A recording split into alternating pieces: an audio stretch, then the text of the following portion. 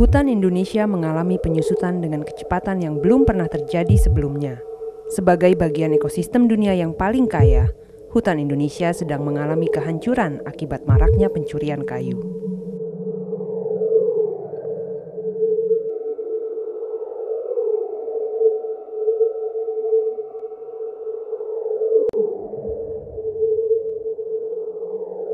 Sebagian besar kayu ilegal ini diperdagangkan di pasar internasional.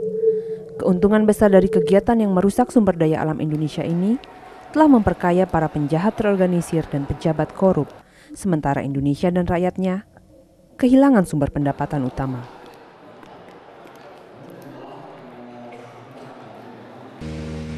Investigasi yang dilakukan Telapak dan EIA selama 5 tahun terakhir menunjukkan bahwa aksi pencurian kayu ini telah merambah ke hutan-hutan lindung, termasuk Taman Nasional Tanjung Puting di Kalimantan yang terkenal itu. Taman nasional ini merupakan habitat orang utan, satu-satunya kera besar Asia yang kini terancam punah. Para penebang memasuki Tanjung Puting untuk mencari kayu ramin, kayu keras berwarna cerah yang bernilai tinggi untuk diekspor. Hanya sedikit kayu ramin yang tersisa di luar hutan lindung. Dalam usahanya mendapatkan dukungan masyarakat internasional untuk menghentikan perdagangan kayu ramin curian, pada bulan April 2001, pemerintah Indonesia mencantumkan kayu ini di dalam Appendix 3 Konvensi Internasional tentang Perdagangan Spesies yang Terancam Punah atau CITES, yang telah ditandatangani oleh hampir seluruh negara. Pencantuman tersebut mengharuskan seluruh pengiriman kayu ramin yang sah disertai dengan surat izin dari CITES yang memungkinkan negara-negara konsumen untuk mengidentifikasi dan menyita kayu ramin haram. Malaysia merupakan satu-satunya negara yang mengabaikan pencantuman kayu ramin ini. Kalau kita ingin melihat keberhasilan ramin dalam list di CITES, maka kita harus mengawasi Malaysia. Mengapa? Karena kita tahu Malaysia memiliki industri ramin yang sangat-sangat besar. Mereka memproduksi furniture, kemudian berbagai jenis dowels dan produk-produk lain yang kemudian dipasarkan di pasar internasional. Mereka sebenarnya memiliki supply, tapi tidak begitu banyak. Dan secara historis, mereka bergantung sangat akan suplai ramin dari Indonesia. Sejak Indonesia menetapkan pelarangan ekspor ramin, maka secara logis kita harus melihat penurunan dari produk ramin di Malaysia, tapi kita tidak menemukannya. Pada bulan Agustus 2001, setelah berlakunya Appendix CITES tersebut, para investigator dari Telapak dan EIA mendapatkan tongkang berisi kayu ramin ini di kota Batu Pahat, Malaysia, yang baru saja merapat dari Indonesia. Para investigator juga menemukan kayu ramin ilegal di dekat kota pelabuhan bersejarah Malaka. Kayu-kayu tersebut merapat dengan kawalan para petugas Malaysia. Informasi tersebut telah disampaikan kepada pihak berwenang Malaysia, namun mereka tidak berbuat apa-apa. Pada bulan April 2003, para investigator kembali mengunjungi Batu Pahat dan sekali lagi menemukan kayu bulat ramin ilegal dari Indonesia dijual secara bebas. Kapal-kapal kayu berisi kayu bulat terlihat melewati kapal patroli dan bea cukai tanpa halangan. Pihak berwenang Malaysia kembali diberitahu. Namun investigasi terakhir kami di akhir tahun 2003 mengungkapkan berlanjutnya aksi pencucian kayu ramin dalam skala yang belum pernah terjadi selama ini. Dari informasi yang kami dapat, kami mengunjungi pelabuhan Johor di Semenanjung, Malaysia. Dengan menyamar sebagai pembeli, kami berjalan-jalan mengelilingi pelabuhan disertai staf pelabuhan. Dalam perjalanan tersebut, kami diperlihatkan 3 buah gudang besar berisi timbunan balok-balok kayu ramin di lokasi zona perdagangan bebas.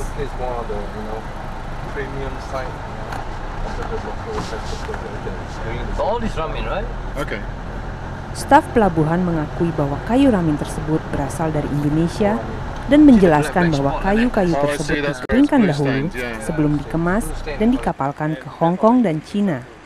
Pihak pelabuhan mengatur pertemuan antara kami dengan agen pengapalan yang bertanggung jawab atas kayu-kayu tersebut, Mr. Chu, yang mengkonfirmasikan bahwa tak satu pun dari kayu-kayu tersebut yang dilengkapi surat izin dari CITES.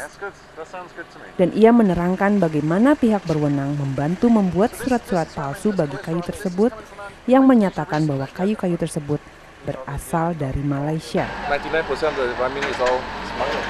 Right, I see. You see? We can't wait for Suharto's cronies to sell it to us, you see. But if we brought this stuff into Europe or the US, we would need a document that was a CITES document. No, you don't need it because it's BL everything. We can arrange it as a country of origin, Malaysia. Right. Okay. So this timber is won't considered as an Indonesian product. You see. Right. Okay. I see. All those ramen as you see, I saw here is all CITES free. I see. Because it's from Malaysia. Yeah. Malaysia. Okay. Kapal-kapal kayu dari Jambi, Sumatera, yang masing-masing memuat 100 ton kayu ramin curian, merapat di pelabuhan ini setiap harinya. Instansi pemerintah yang menangani penerapan peraturan CITES di Semenanjung Malaysia, Badan Industri Perkayuan Malaysia, memiliki sebuah kantor di Pelabuhan Johor. Meskipun demikian, sekitar 70.000 meter kubik kayu ramin ilegal asal Indonesia dicuci di pelabuhan tersebut untuk dipasarkan di Timur Jauh, sampai sebanyak 2.000 kontainer setiap tahunnya. Jumlah tersebut 2 kali lipat lebih banyak dari total produksi kayu ramin legal di seluruh Malaysia. Dari Johor, tim investigator menuju Sibu, sebuah kota kayu di Sarawak, Malaysia yang terletak di Pulau Kalimantan. Kota ini dikenal sebagai salah satu pemasok utama kayu ramin ke pasar dunia. Menyamar sebagai calon pembeli, kami mengunjungi seorang pedagang besar di sana. Sang pedagang yang berasal dari perusahaan Allied Lumber mengungkapkan bagaimana pabrik-pabrik setempat mengisi kekurangan pasokan kayu dengan menerima kayu ilegal dari Indonesia. Dalam percakapan telepon selanjutnya, Mr. H memberikan lebih banyak rincian bagaimana praktek pencucian kayu dilakukan dan keterlibatan Korporasi Pengembangan Industri Perkayuan Sarawak, instansi pemerintah setempat yang berwenang mengeluarkan surat izin CITES. So basically, they know that the wood comes from Indonesia. Yes. But they will still issue the permit. Yeah, yes, but this is not every people can do it. I see. You have to know the SDIDC staff properly. Yes, correct. Mr. H selanjutnya mengatakan bahwa hal seperti itu sudah lazim terjadi. And how often would you say this happens? I mean, what percentage of the ramen which is being shipped from Sarawak to Europe would have actually originated in Indonesia? Oh, the percentage, I don't think so much, because maybe the total volume may be about 30%, 40%. So about 30 to 40% of the ramen that's coming from Sarawak now actually originates in Indonesia. Yes. Sebuah sumber industri independen menguatkan fakta tersebut.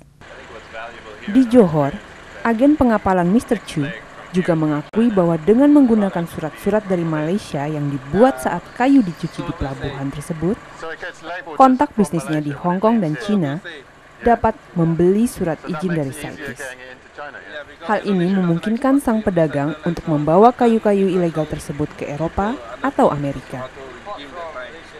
Mr. Chu ini bahkan mengirimkan kami email berisi diagram proses pencucian kayu sampai tibanya kayu ramin yang dilegalisasi tersebut di Amerika atau Eropa, termasuk undangan untuk merayakan kedatangannya. Kayu hasil cucian ini digunakan untuk membuat stik biliar dan bingkai foto di Cina untuk kemudian dipasarkan di Barat. Di Sibu, Mr. H menjelaskan bagaimana perusahaan sawmill setempat memasok sebagian kayu ramin cucian asal Indonesia ke sebuah pabrik kayu cetak setempat bernama Koying. Selanjutnya, tim investigator bersama Mr. H mengunjungi fasilitas milik Koying, di mana berbagai kayu cetak dan tangkai kuas dari kayu ramin sedang dikemas untuk dikapalkan ke Eropa dan Amerika. Sang pemilik, Mr. Philip Lau, memberitahu kami bagaimana dia memiliki persediaan kayu ramin sebanyak 6.000 meter kubik dan bagaimana dia dapat dengan mudah mendapatkan surat izin CITES untuk mengekspor kayu-kayu tersebut. Mr. H kemudian menjelaskan bagaimana proses pembuatan surat izin ini lewat telepon. The SDIDC actually, they can show it, this one you buy it from Sarawak, that's all. They are not asking what the country they're coming from. I see. So you just got to have bought the sawn timber from someone inside Sarawak. Yes. And if that person has already brought it in from Indonesia and obtained the right documents, then there's no problem. Yes. I see. Well, that's Yes, it's just very simple for the buyer. Your custom won't ask for this certificate. What is the origin? Because it's clearly said that this origin is from Sarawak. Dokumen-dokumen yang didapat dari pihak berwenang Amerika membenarkan bahwa Koying secara teratur memasukkan kayu cetak Ramin ke Amerika. Tim investigator mendapatkan nama kakak Mr. H, pemilik perusahaan Allied Lumber, di dalam buku tamu sebuah perusahaan bernama Twins Furniture yang berbasis di Kuantan, Semenanjung, Malaysia. Twins merupakan salah satu pembuat tempat tidur bayi terbesar di dunia yang mengekspor produknya ke Amerika, Jepang, dan Eropa. Sekitar separuh dari produk-produk ini terbuat dari kayu Ramin. Menyamar sebagai pembeli, kami berhasil melihat-lihat ke dalam kompleks pabrik milik Twins dan bertemu dengan Mr. Goh, pemilik perusahaan tersebut. Dalam pertemuan tersebut, dia menyatakan bahwa dia tidak membutuhkan surat CITES untuk produk Raminnya. Kemudian, kami menghubunginya lewat telepon untuk mengkonfirmasi pernyataannya itu. what I'm trying to find out is to get confirmation from yourself about that we do not need CITES permits for the Ramin cribs to bring them to Europe. Is that correct? You mean that to UK or to UK market? To UK, yeah. We also possibly US, but UK initially, yeah, probably. Yeah, no, Ramin is okay to sell to UK market, no problem. We don't need the CITES permits for the UK. No CITES. I see. So you are currently shipping regularly to the UK. Yes, I ship around the UK with Ramin, baby crib, but without CITES. All the time.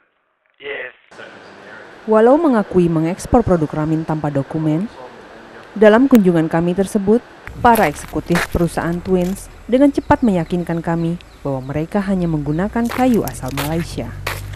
Namun Mr. Goh sebelumnya menyatakan bahwa dia memiliki persediaan kayu Ramin sebanyak 11.000 meter kubik, 2 kali lebih banyak dari yang mampu dipasok hutan setempat setiap tahunnya.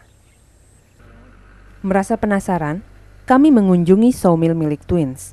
Di sana kami bercakap-cakap dengan seorang pekerja yang sedang menguliti kayu bulat Ramin Malaysia. Pekerja tersebut menjelaskan bagaimana perusahaan Twins mengisi kekurangan pasokan kayunya dengan kayu asal Indonesia. Itu sana dia punya kayu, ada kayu peta-peta itu, yang kayu sudah bulat di sana. Okay. Di sana itu Indonesia. Oh, Ramin juga? Ramin ada, Melawis ada. Di sana? Itu ini sana dekat mesin sana kan? Ya. Jalan pergi sana tadi. Twins juga? Twins juga. Kami menelusuri produk furnitur bayi yang terbuat dari Ramin, produksi Twins di Amerika dan Inggris.